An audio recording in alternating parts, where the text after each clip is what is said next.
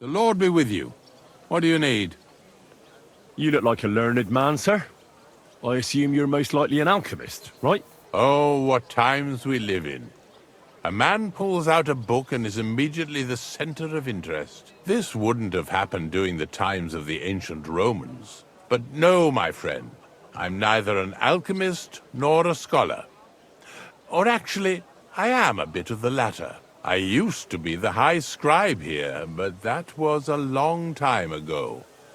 An entire human life. And what do you do now? Do you while away the time reading books? That's quite an expensive hobby. Yes, it certainly is.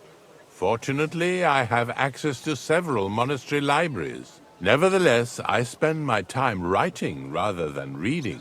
Here in Kuttenberg? And why not? Is it forbidden, perchance? No.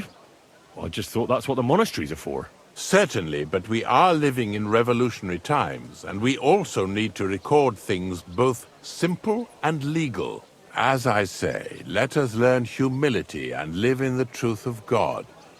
But let us not condemn ourselves to foolish ignorance for this reason. If you were a high scribe, you probably lived your entire life here in Kuttenberg, haven't you? Oh, not at all.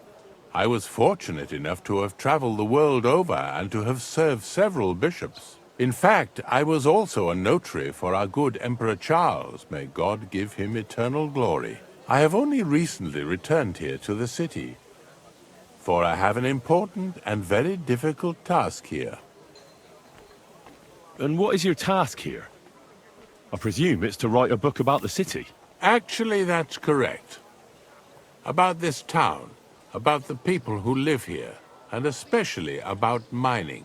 But I'm not interested in the extraction methods, but rather in the legal framework of the entire matter, if you understand me.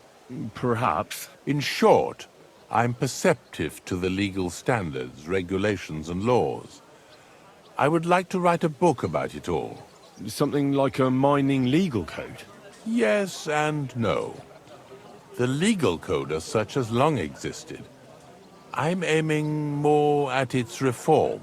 I would like to complete the work entrusted to me by the councillors of the mining city of Yihlava. If I succeed, I will have created an entirely unique codex. If you succeed?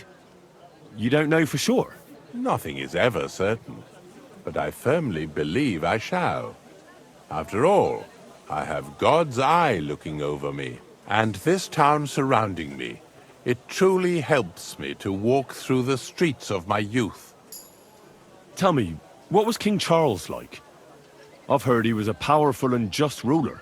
Yes, he was smart enough to surround himself with capable people. You can tell how wise a man is by looking at his friends, my lad.